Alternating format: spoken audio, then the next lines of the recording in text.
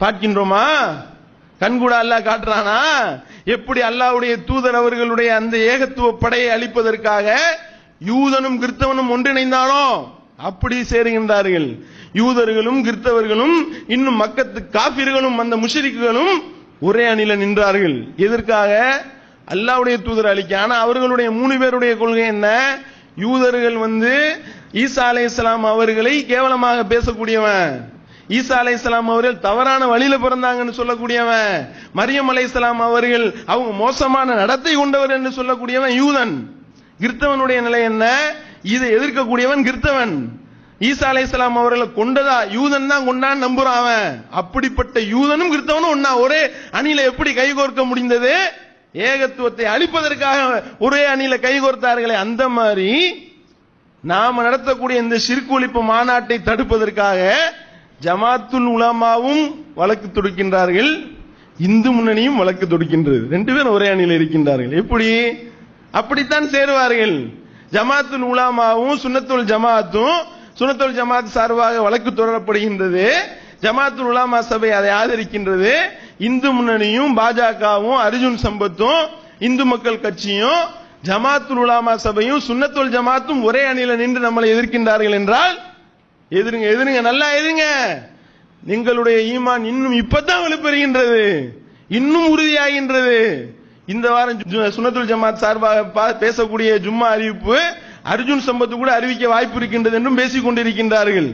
ஷிர்க் ஒழிப்பு மாநாட்டுக்கு போவாதீங்க என்று நாங்கள் உங்களை கேட்டுக்கொள்கின்றோம். இதை அறிவிக்க சொன்னது ஜமாத்துல் உலமா சபை, அறிவிப்பது அர்ஜுன் சம்பத்து என்று சொன்னால் கூட ஆச்சரியப்படுறதுக்கு இல்ல என்று நிலை இருக்கின்றத. என்னன்னு விளங்குதா உங்களுக்கு? அல்லாஹ் சொல்லி காட்டுகின்றானே. இப்படிப்பட்ட நிலைதான் ஏற்படும். ஏகத்துவத்தை சொல்லக்கூடிய ஒவ்வொரு சமுதாயத்திற்கும் இந்த நிலைதான் ஏற்படும். அதை நாங்கள் உறுதியாக நம்பிக்கை கொண்டிருக்கின்றோம். அல்லாஹ் சொல்றானே தன்னுடைய திருமறையில, அல்லதீன கால லஹுமுன் நாசு இன்னன் நாஸ கத் ஜமஉ லக்கும் ஃபஹ்ஷவுஹும் ஃபஸாதஹும் ஈமானா. அந்த மக்களிடத்துல சொல்லப்பட்டது, அந்த சஹாபாக்களிடத்துல சொல்லப்பட்டது, மக்கள் அனைவரும் உங்களுக்கு எதிராக திரண்டு விட்டார்கள், நீங்கள் அவர்களுக்கு பயந்து கொள்ளுங்கள்.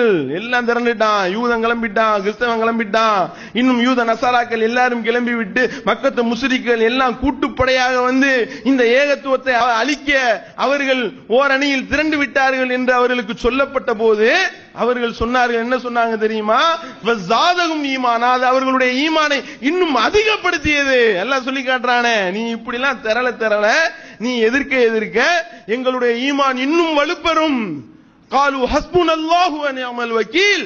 அவர்கள் சொன்னார்கள், அல்லாஹ்வே எங்களுக்கு போதுமானவன், அவனே எங்களுக்கு பொறுப்பேற்றுக் கொள்ளக்கூடியவன் என்று அவர்கள் சொன்னார்கள் என்று அல்லாஹ் அந்த ஏகத்துவ பட்டாளத்தை பற்றி பேசுகின்றானே. அதுதான் இந்த ஏகத்துவ படையினுடைய உள்ளத்துல உறுதியாக இருக்கின்றது. நீங்க எதிருங்க, பொதுக்கூட்டம் போடுறதை தடுங்க, எங்களை அடிங்க, மிதிங்க, உதைங்க, வெட்டுங்க, கொல்லுங்க. நாங்க எங்களுடைய இந்த ஏகத்துவ பிரச்சாரத்தை ஒரு காலத்தில் நிறுத்த மாட்டோம். நீங்க இப்படி எதிர்க்கத்தான் எல்லாம் 5 பஸ் பிடிச்ச இடத்துல இப்ப 10 பஸ், இப்ப 10 பஸ் பிடிச்ச இடத்துல 20 பஸ். எப்படிங்க? இல்ல இப்படி மாநாடு நடக்கிறது தெரியாம தான் இருந்துச்சு. ஜும்மால அறிவு பண்ணாங்க அஜர்த்து, இந்த மாதிரி மாநாட்டுக்கு போயிடாதீங்கன்னு.